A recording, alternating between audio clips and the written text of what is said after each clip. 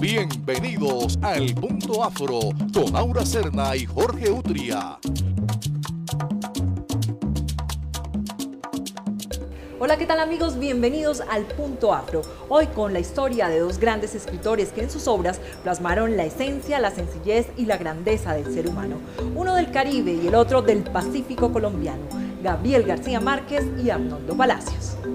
García Márquez, nuestro Nobel, el que consiguió seducir y ligar la magia con la realidad, quien ya desde otra dimensión nos acompaña y a quien le rendiremos homenaje en agradecimiento por sus aportes literarios en cuentos, novelas, crónicas y en la vida misma, en los que abordó el tema afrocolombiano.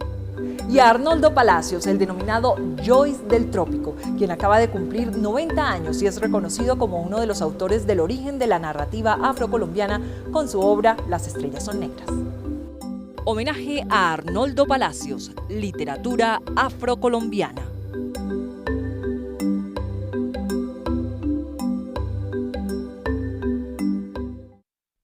El maestro Arnoldo Palacios en Certa y Chocó, 1924, creció en una familia tradicional chocuana.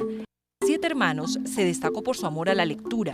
Siempre buscó su sueño de lugar del ser humano y del ser afrocolombiano. En 1949 escribe su obra cumbre, Las estrellas son negras, que por primera vez pone como protagonista a un afrocolombiano en la literatura y en la que narra a partir del joven Irra la marginación y el olvido de la población del Pacífico colombiano.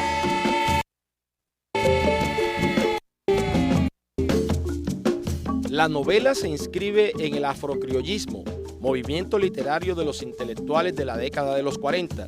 Actualmente reside en Francia, lugar al que llegó a estudiar en la Universidad de la Sorbona, luego de obtener una beca para estudiar lenguas clásicas y literatura. Jamás olvida su tierra colombiana, que siempre lo inspira en la labor de la escritura.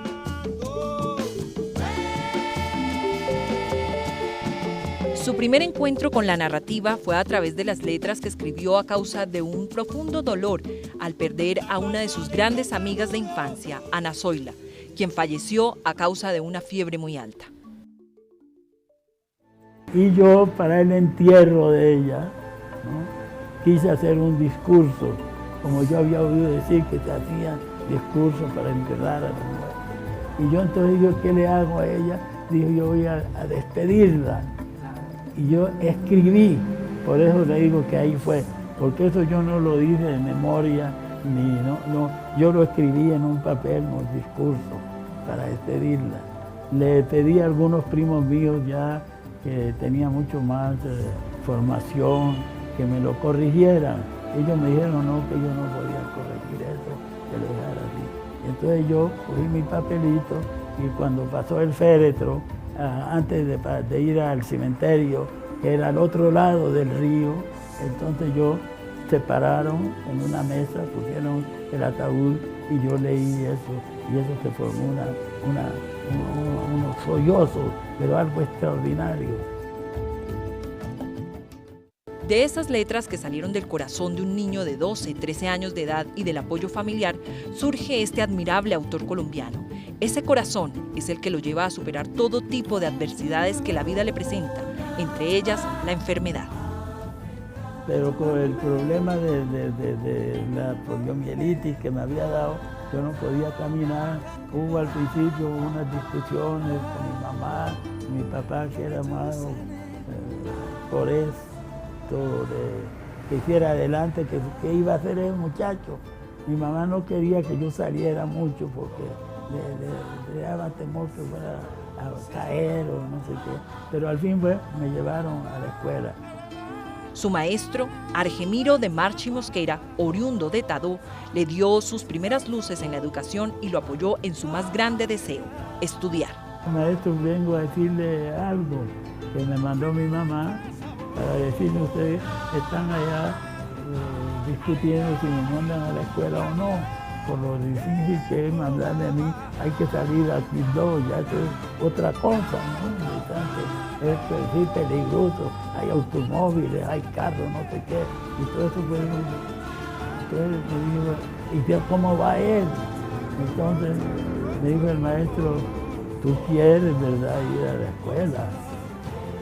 Yo dije, sí, maestro, yo quiero ir a la escuela. Bueno, dile a tu mamá que estuvimos hablando y me la saluda, que yo pasaré a verla. Y entonces le dijo, hay que mandarlo a la escuela. Avanza la vida del maestro en Quibdó y al cumplir sus 15 años ingresa a estudiar en el Colegio Carrasquilla. Lo impulsa su primo José Lao Moreno, un gran artista en la familia, quien lo impulsa a pensar en la gente y a superarse. La actitud que uno tenía acerca de lo que era la humanidad, y me hablaba entonces de las religiones, ¿no? Y tenía una Biblia, y con él me explicaba, pero la Biblia él la tenía ahí a un lado. Yo casi no podía leer esa Biblia, porque en el Chocó decían que la Biblia tenía no la podían ni tocar. Yo escribo eso en mi libro, sí. Entonces uno veía una Biblia por ahí que dejaba, o alguien que tenía una Biblia y la tocaba, que no lo fueran a ver, porque eso es una cosa tremenda. Su padre le fabricó unas muletas que le ayudaron a dar grandes pasos para llegar a terminar su bachillerato a la capital colombiana de los años 40, época del conflicto bipartidista entre liberales y conservadores. Finalmente fue matriculado en el externado Camilo Torres, donde tiene su primer acercamiento a una biblioteca. Con las cargas y todo, ahí me fui hasta Vedó, acompañado por un primo que se llamaba Eleazar, que también era uno de los que se ocupaba de mí, junto con mi hermana Ernestina. Y Eleazar me llevó, le dijeron que me llevara, por lo menos hasta Buenaventura. Y entonces me fui con él, muy bien, llevamos. Cogimos el barco, vi por la primera vez el mar. Esto es un poquito impresionante, ¿no? Pero estaba más bien calmo. Yo, sobre todo las olas, yo le tenía miedo, como uno le contaban cómo era eso, y los animales, y yo, eso exagerado ahí, ¿no? Pero uno creía todo eso. Su padre le había confeccionado trajes de paño para la fría Bogotá, y es allí donde conoce al hombre que le brindó un gran apoyo para que su sueño se hiciera realidad, el maestro José María Restrepo Millán, un filólogo humanista, experto en lenguas indoeuropeas, quien desde siempre confió en el talento innato para la escritura que tenía su alumno, el chocuano Arnoldo Palacios, quien al culminar su bachillerato logra ingresar a escribir al periódico El Liberal, dirigido por Alberto Galindo, donde se encuentra con colaboradores de la talla de Eduardo Carranza, Miguel Lleras y Eduardo Salamea Borda. Estaba me dijo que pasara por El Liberal y dijera a don Alberto Galindo que tú te gustaría, anda allá y búscame. Fui allá y me recibió muy bien en El Liberal. Y en ese momento pues está la política y todo, pero siempre para mí el Chocó era lo principal. Se estaba ventilando todo ese foco que el Chocó pasara a departamento y todas estas luchas de Diego Luis Córdoba para obtener cosas para el Chocó. Era un momento realmente importante para la historia afrocolombiana, debido a que a Bogotá habían llegado ilustres hijos del Pacífico y del Atlántico colombiano a dar la lucha desde la capital de la República en beneficio de los pueblos negros de Colombia. Entre ellos se destacan el chocuano Diego Luis Córdoba, quien elevó a la categoría de departamento a la entonces Intendencia del Chocó y quien desde el Congreso de la República lideró grandes proyectos que enaltecieron la educación de los colombianos y especialmente la del pueblo afro. Asimismo, Manuel Zapata Olivella, médico y escritor, ilustre cordobés y el más importante representante de la literatura afrocolombiana. Adán Arriaga Andrade, ministro del Trabajo y padre del derecho laboral colombiano, quien diseñó y redactó el decreto que puso en vigencia por primera vez en Colombia los derechos fundamentales de los trabajadores y sus prestaciones sociales, de las que hoy gozan todos los colombianos. Estaban los debates de Diego Luis por pasar el departamento del Chocó. Escribieron una cosa que escribí, la publicaron en El Tiempo también. Siempre la cosa iba sobre el Chocó. Y yo ya volví y dije, no, yo voy a estudiar Derecho. Y me fui a buscar a La Libre. Y me matricularon allá. Allá fue más fácil, ¿no? Porque... donde recibió clases de ilustres como Jorge Soto del Corral.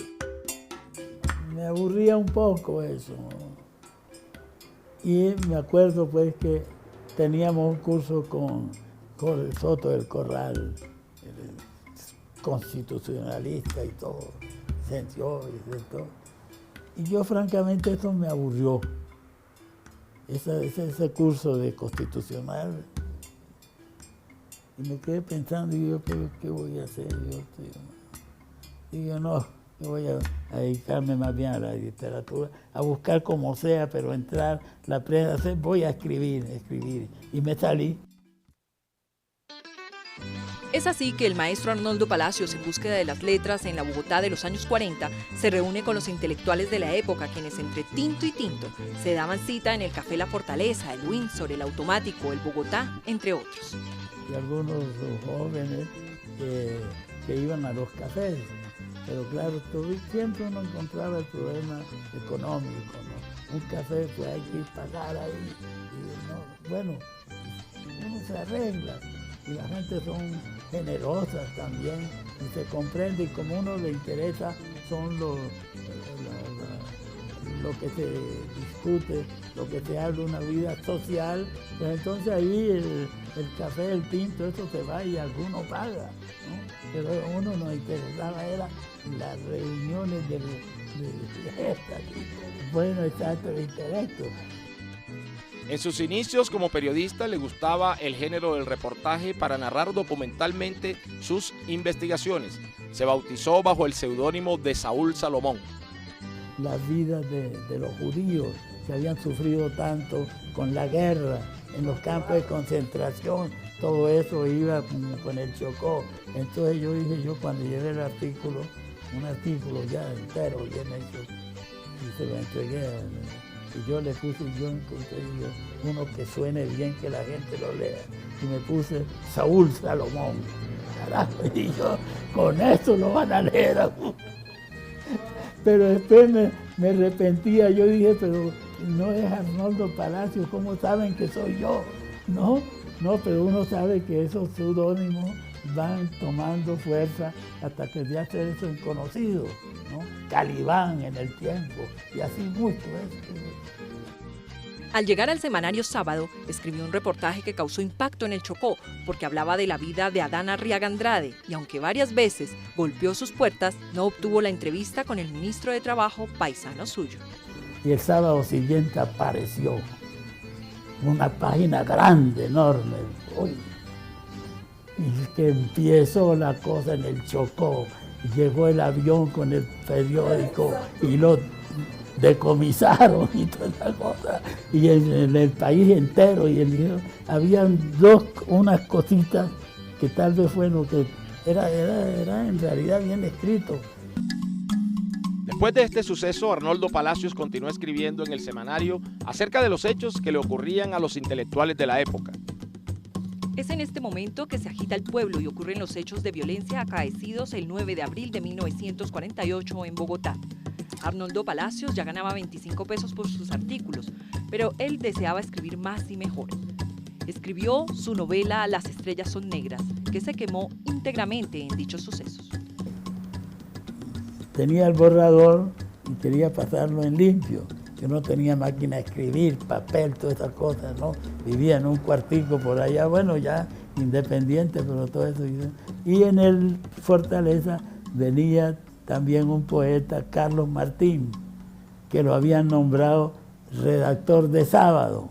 Y él me había visto ahí, entonces yo ya lo conocía. Y me dijo él una vez, me dijo, Palacios, si tú necesitas algo, anda ya al ministerio a la hora en que cierran el trabajo, pues que las secretarias te van y tú aprovechas y escribes ahí en máquina, y yo te hago dar una máquina seca y todo. Y por la tarde lo mismo. Yo en general, me decía él, yo trabajo incluso un poco más de las 6 y ahí tú vienes a escribir, a sacar en limpio tu trabajo, lo que quieras. Y entonces me arregló eso y yo empecé con el borrador a un lado, pues. Le prestaban la máquina, papel y hasta tinto tomaban cuando el edificio estaba desocupado. ¿Qué ocurrió? Que estaba yo ya sacando en limpio la cosa. Y de pronto un día, a las 12, 12:30, algo así, una cosa rara que se oía en la calle o algo así. y yo allá con mi borrador a un lado y lo limpio en el otro, bien tratado. Y de pronto yo salgo también a ver que corría la gente, todo. 9 de abril. Y yo, ¿qué es eso? Y saqué yo cerré la oficina y salí a ver que mataron a Gaitán. Y eso, ustedes saben, una lluvia que empezó a correr. Yo me fui ahí al café a esperar un momentico, pero dije yo, aquí hay que hacer hoy algo. ¿No? La gente, y pasaban la gente, los trabajadores, gente armados, con pullas, con lo que tenían, cuchillos y todo. Bueno, yo salí a la puerta, y yo, ¿cómo voy a hacer para ir donde yo vivo? ¿Cómo es esta cosa? Y fue terrible, ya ustedes saben cómo era eso. Y se oían ya las llamas que comienzan a salir de los incendios. Bueno, entonces yo Reescribió su novela en las siguientes semanas y, huyendo de la violencia del 9 de abril, viajó por 6 meses al Chocó. Dejó su novela por recomendación de Restrepo Millán en manos de un editor. A los pocos meses, regresó a Bogotá y la sorpresa era que su novela había sido editada por la editorial Ikeyma. Con ayuda del maestro Manuel Zapata Olivella se realizó la carátula que diseñó el maestro Livio Jaramillo y el prólogo de Restrepo Millán. La novela se agotó a los 8 días. Gracias a su dedicación en el trabajo literario y a las primeras posibilidades que se gestaron desde el Congreso de la República a través del genio de la oratoria y de las leyes, Diego Luis Córdoba, obtiene una de las primeras becas para estudio en el exterior otorgadas a un afrocolombiano. Y esa primera oportunidad fue para estudiar lenguas clásicas y literatura en la Sorbona de París. Junio fui al Chocó a despedirme de la familia. Mayo, junio, julio, agosto, septiembre, y en septiembre ya yo estaba en un barco que iba para... Llegó a Cartagena para embarcarse hacia Francia, y es en La Heroica donde se produce el encuentro entre Arnoldo Palacios y Gabriel García Márquez, quien también por esa época había huido luego de los disturbios sangrientos que se desataron el 9 de abril de 1948 y en los que la pensión donde residía García Márquez había sido incendiada. Gracias al apoyo del ilustre médico y escritor afrocolombiano Manuel Zapata Olivella, García Márquez comienza a trabajar como reportero en el periódico El Universal de Cartagena. Entonces yo me fui, salí de Bogotá, ya que me iba para Europa, entonces yo tenía un pasaje en barco, pero de Bogotá a Cartagena por avión. Entonces yo cogí el avión, llegué a Cartagena para tomar el barco que iba a Europa. Y mi primo José Laón Moreno, que había ido a vivir a Cartagena, el arquitecto y el artista que les hablé, él me recibió ahí, y yo fui a la casa de él, y José Laón conocía a unos señores, entre los cuales había un joven que era amigo de ellos allá. Entonces ese amigo de José Laón fue a ver a José Laón y a saludarme, y llegó por la noche más o menos con otra persona que era García Márquez, y estuvimos ahí hablando un poquito así, y al día siguiente salía el barco ya, y a las 7 de la mañana yo fui, José Laón me acompañó al barco, y vino ese joven, ese otro ahí, con un periódico, me dio el Universal de Cartagena, y me lo dio con un artículo en donde él me despedía. Gabo se asombra del silencio de los críticos ante la aparición del libro de Arnoldo Palacios. Él considera que Las estrellas son negras, con todas sus imperfecciones, es superior a los mejores libros del año. Gabriel García Márquez reconoce la importancia de la cultura africana, especialmente en sus descripciones en el Caribe colombiano. Tras puesta en el patio de los esclavos, Sierva María aprendió a bailar desde antes de hablar, aprendió 3 lenguas africanas al mismo tiempo, a beber sangre de gallo en ayunas y a deslizarse entre los cristianos sin ser vista ni sentida como un ser inmaterial. Dominga de Adviento la circundó en una corte jubilosa de esclavas negras, criadas mestizas, mandaderas indias que la bañaban en aguas propicias, la purificaban como la verbena de Yemayá, del amor y otros demonios. Su visita a Angola en el África le permite una nueva toma de conciencia del continente madre, ya que ahí se reencuentra con el espejo de su infancia y se da cuenta de la importancia del componente africano en la identidad latinoamericana.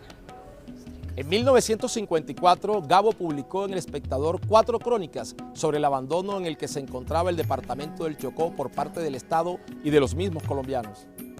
En Quibdó, Condoto, Ismina, Novita o Tadó, cualquier cargador de plátanos que llegaba a la plaza pública y se enteraba en 2 palabras de qué estaba pasando, subía al balcón a improvisar un discurso en el que explicaba por qué el Chocó no era, como debía serlo, el primer productor de plátanos del país. El Espectador, octubre de 1954. Palacios nunca se dejó vencer por la enfermedad y con la ayuda de sus padres Venancio y Magdalena, se paró en sus propias piernas, cruzó el océano y llevó su obra a lenguas como el francés y el italiano. Al hablar con el maestro Arnoldo Palacios, descubrimos a un ser lleno de sabiduría ancestral y al leerlo a una de las plumas más perceptivas de la literatura afrocolombiana.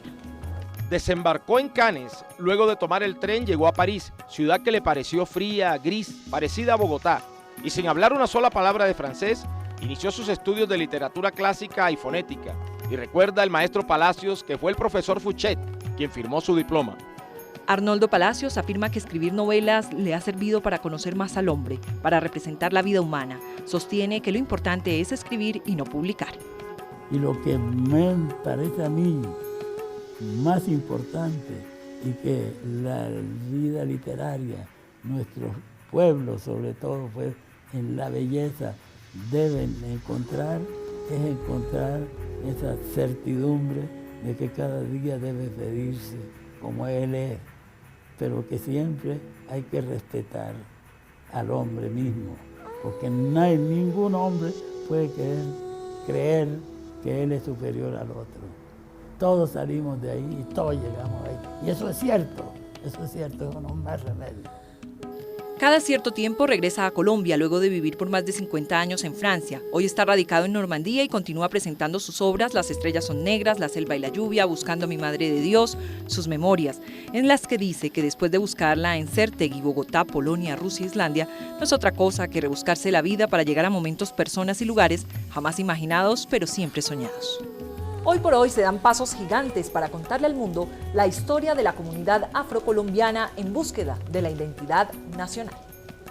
Y es a través de la etnoeducación y de iniciativas tan importantes como las del Concurso Nacional Estudiantil, organizado por la Fundación Color de Colombia, denominado Literatura y Afrocolombianidad con memoria de Gabo, que se estimula la lectura de la Biblioteca de Literatura Afrocolombiana, aportes invaluables a nuestra identidad como nación.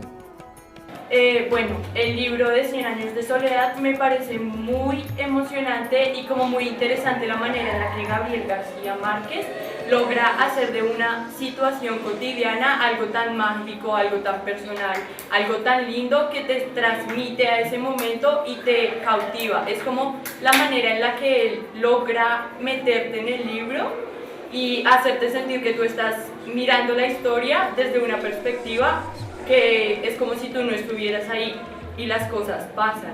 Pero es muy interesante que te cautiva y te lleva a seguir leyendo y quieres seguir alimentándote de ese libro tan bueno que él ha escrito.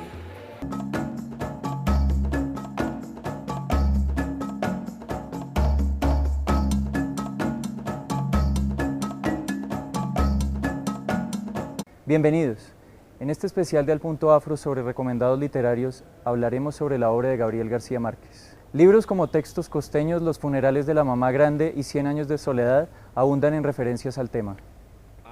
Para no desentonar con las alabanzas al libro que el escritor Carlos Fuentes llamó El Quijote de América, en esta sección también lo citaremos. Se llamaba Petra Cotes, había llegado a Macondo en plena guerra con un marido ocasional que vivía de las rifas y cuando el hombre murió, ella siguió con el negocio.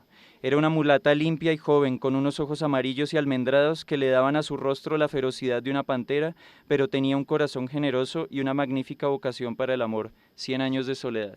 Soy Alejandro Córdoba y los espero en el próximo programa de Al Punto Afro con más libros recomendados.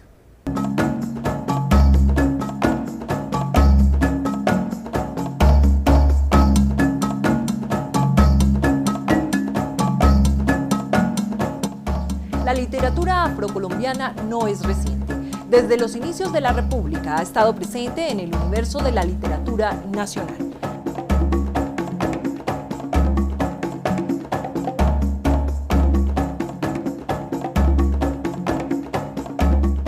Gabriel García Márquez y Arnoldo Palacios, hombres por los que su rigor al escribir los lleva a traspasar fronteras en el tiempo y en el espacio. Así es, Jorge, dejando un legado lleno de realismo mágico para futuras generaciones. Somos Aura Serna y Jorge Utria con lo mejor de Al Punto Afro. Esperamos que el programa de hoy haya sido de su total agrado y no olviden escribirnos a nuestra cuenta de Twitter @elpuntoafro y dejarnos sus opiniones e inquietudes. Nos vemos en una próxima oportunidad y hasta entonces.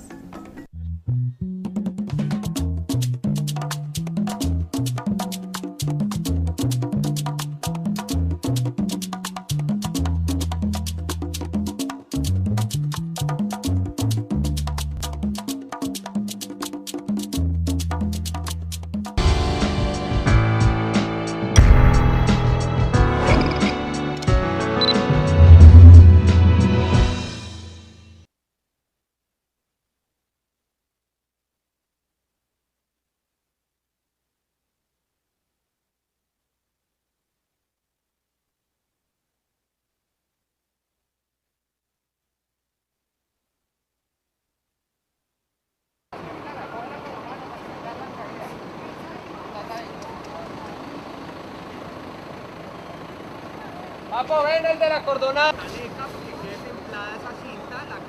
Lo regalo y dile que un momentico, que ya les contesto. Adrenalina, suspenso y acción hacen parte de Basurto. Los actores tuvieron que soportar largas jornadas y el inclemente sol para llevarles a ustedes un producto de calidad. Dale. Adrenalina, suspenso y acción hacen parte de Basurto. Los actores tienen que soportar largas jornadas y el inclemente sol para llevarles a ustedes, al público, un producto de calidad. Adrenalina, suspenso y acción hacen parte de Basurto. Los actores tuvieron que soportar largas jornadas y el inclemente sol para llevarles a ustedes, al público, un producto de calidad. ¿De verdad? ¿Yo? Adrenalina, suspenso y acción, 1, 2, 3. Adrenalina, suspenso y acción hacen parte de Basurto. Los actores tuvieron que soportar largas jornadas y el inclemente sol para llevarles a ustedes, al público, un producto de calidad. Hago otro, ahí mismo, ahí mismo. Adrenalina, suspenso y acción hicieron... 1, 2, 3. Adrenalina, suspenso y acción hacen parte de Basurto. Los actores tuvieron que soportar largas jornadas y trabajar bajo el inclemente sol para llevarles a ustedes, al público, un producto de calidad. Adrenalina, suspenso y acción hacen parte de Basurto. Los actores tienen que soportar largas jornadas y el inclemente sol para llevarles a ustedes, al público, un producto de calidad. Yo soy Tavo Sierra. Tavo Sierra. ¿Y eres el teniente? Ramírez. 1, 2, 3. ¿Ya? Sí. 1, 2, 3, entrevista con Tavo Sierras. ¿A ti o a la cámara? A mí a la cámara, los dos. 1, 2, 3, entrevista con Tavo Sierras, teniente Ramírez en Basurto. Bueno, hablemos un poquito de este operativo y esta escena que están grabando en el día de hoy. ¿Cuál es el operativo que están resolviendo, teniente Ramírez? Bueno, hay un tesoro que es el Santa Elena. Hay que custodiarlo y ahí dejamos la vida. Hasta ahí te puedo adelantar. Voy a contar todo porque esto va a salir cuando salga la novela. ¿Sí? Entonces vamos a contar. 1, 2 y 3. 1, 2, 3. 1, 2, 3, entrevista con Tavo Sierra. ¿Quién? Tavo. No, T-A-O. Ah, Tavo. 1, 2, 3, entrevista con Tavo Sierra, teniente Ramírez en Basurto. Bueno, ¿cuál es el operativo que están resolviendo en el día de hoy, teniente Ramírez? Bueno, se filtró una información a los altos mandos que hay un grupo de maleantes que se quieren robar el tesoro de la Santa Elena. Es un tesoro que el objetivo es que hay que cuidarlo y si tenemos que dejar la vida, la dejamos. Y parece que eso va a ocurrir. ¿Y el teniente? Sangre, suspenso, emoción, de todo. ¿Y el teniente Ramírez qué tiene que ver en la vida de Vicente? Porque lo hemos visto con Vicente, pues resolviendo un poquito este operativo. Sí, me encargan custodiar, proteger la vida de él. Y Vicente, que es un tipo arriesgado, valeroso. Él desacata las órdenes y entra a participar en el operativo y a mí me toca acompañarlo. Y ahí me matan. ¿Te matan? Sí. O sea, ya mueres de entrada. Muero en los primeros capítulos salvajemente, ahí en el mar. Miércoles, eso toca Sí, verlo. con secuestro y bueno, una cantidad de cosas. Eso hay que verlo. ¿Y Vicente tiene algo que ver con el banco? Bueno, Vicente es uno de los dueños del tesoro. Él es el gerente del tesoro, ¿no? Él es el gerente Del banco. 1, 2, 3. ¿Vicente tiene algo que ver con el banco? Sí, pues él es el gerente del banco. Él tiene que custodiar muy fuertemente eso- este tesoro. Claro, por eso él decide exponer su vida, porque esa fue la responsabilidad que le encargaron.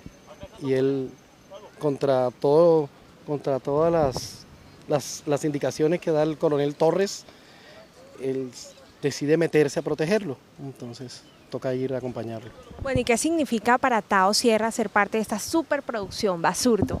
Bueno, para mí tiene un condimento mucho más romántico, porque soy de Cartagena, porque muy pocas producciones que se hacen en este país he participado como costeño, casi nunca he tenido la posibilidad, entonces ahora en Basurto me dieron ese placer de grabar aquí frente al mar, frente a mi gente, mi sangre, entonces tiene como ese toque. Largas jornadas extenuantes, bueno, grabaciones bajo el inclemente sol, ¿cómo es esto? No, estos son 10 litros de agua que nos tomamos en media hora, pero bueno, es como, mira, sirve para la dieta. Bueno, y es muy complicado hacer este tipo de escenas, este operativo con todas las de la ley. Son complicadas y a la vez funcionan muy bien cuando con todo el equipo está conectado. Y creo que todo está saliendo muy bien, la gente le ha gustado el proyecto y todo el equipo, desde el combo de policías, se han enamorado del proyecto y están saliendo unas escenas muy impactantes. Mil gracias. Gracias.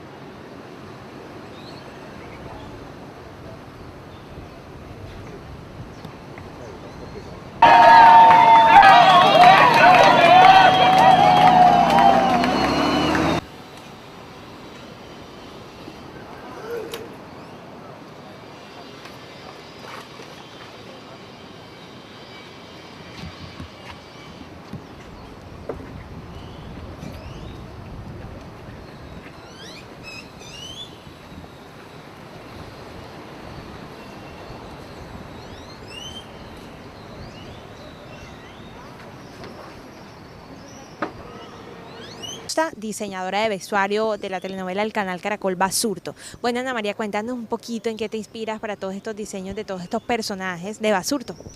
Pues hicimos un trabajo de campo muy intenso acá, donde venimos, investigamos, vimos cómo se viste la gente en Cartagena para respetar un poco también la cultura y partiendo de esa base, como de la base de lo que es la Basurto, de lo que es la Cartagena, pues no la turística, sino la Cartagena real, de ahí hicimos un diseño de cada personaje planteando de acuerdo al estrato, a la posición social del personaje, a dónde se desempeña, qué cargos tiene o qué función cumple en la historia. Y de ahí ya creamos una paleta de colores, entonces hicimos como 2 paletas de colores, una para el mundo de Basurto y otra para el mundo de Vicente y el banco y no sé qué, Sofía y Silvio.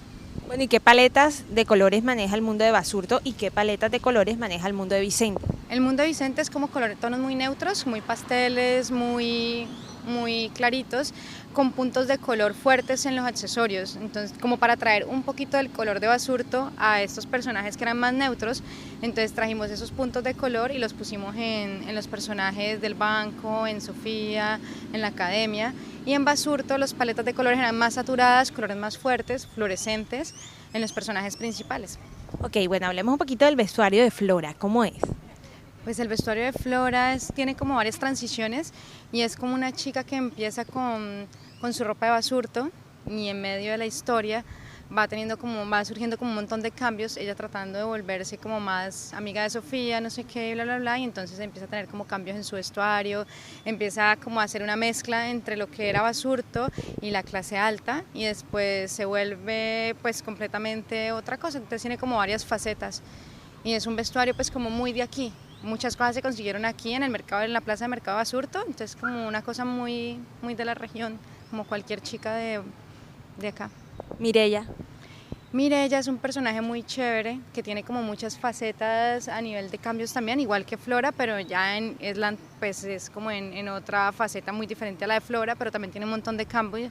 Y es que ella siempre es como una mujer guerrera, como muy niquita, como más, sí, como una especie de Tomb Raider colombiana y en medio de esos cambios tiene como unas caracterizaciones, dependiendo pues como del papel que va a jugar ella en la banda.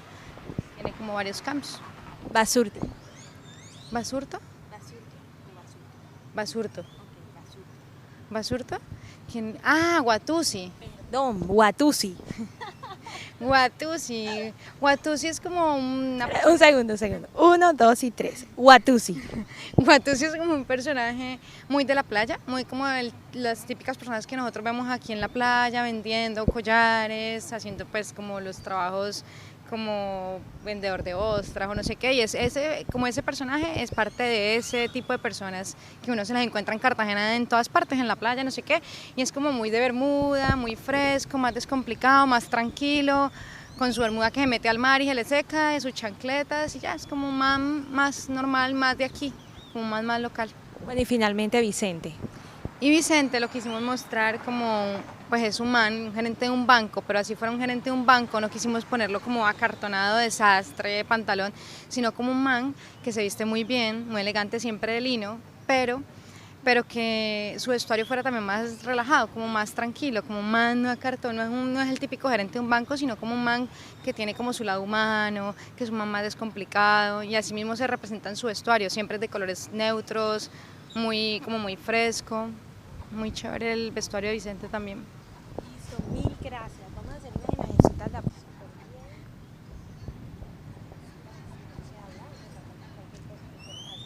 Ajá, entonces fuiste la que creó, diseñó cada uno de los vestuarios. Sí, cada uno de los personajes, trabajo con una costurera y pues con un equipo de 2 costureras que son las que confeccionan como los trajes de los principales, de todos los personajes principales. A Vicente se le confeccionó la mayor parte de su vestuario, a Flora muchas cosas, pero también quisimos recuperar cosas como de aquí. Pero eso fue muy chévere porque en realidad fue como un miti-miti. Una mezcla. Sí, una mezcla, pero llevando las cosas de acá. Claro, y compraron muchas cosas aquí en el mercado. Sí, para el personaje de Flora. Para el personaje de Flora, para Watusi, o sea, para Celina. ¿Qué Basurto? ¡Acción!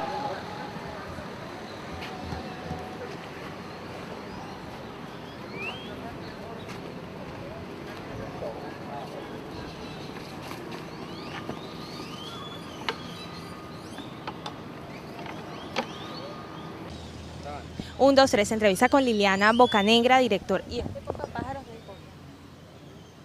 ¿No hace mucho? Bueno. 1, 2, 3, entrevista con Liliana Bocanegra, directora de Basurto. Bueno, Liliana, hablemos un poquito de este proyecto Basurto, de dónde surge esta idea y bueno, cómo se ha desarrollado.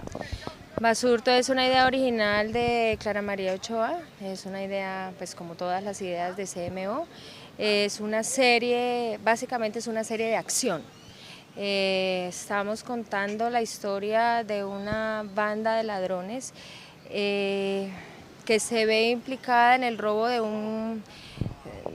pues como de un tesoro que encuentran bajo el mar, y esto va mezclado con la champeta, que es como lo fuerte un poco de Cartagena y de la costa, que es lo que también queremos como resaltar, las costumbres de la costa de Colombia con muchas escenas de acción.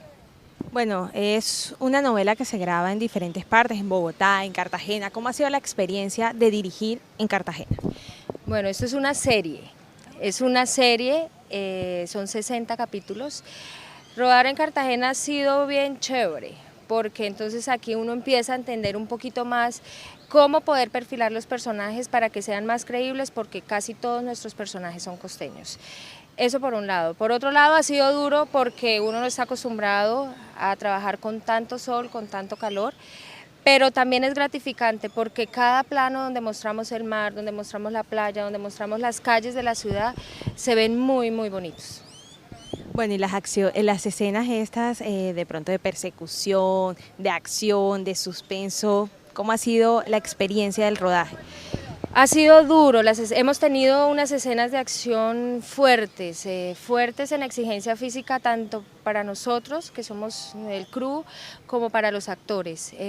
Rodamos unas escenas en los túneles del Castillo de San Felipe, no fue fácil, pero lo que te digo, cuando uno ve el resultado de esos planos que hacemos, nos vamos al hotel a descansar con la satisfacción de la labor cumplida. Bueno, la invitación a los televidentes que no se pierdan Basurto, la nueva serie del canal Caracol. Bueno, Basurto es una serie de acción, Basurto es una serie que tiene amor, Basurto es una serie que tiene música, que tiene champeta, que tiene mucho color. No se la pierdan, por favor. Vale. Mil gracias. Gracias a ustedes. Chao.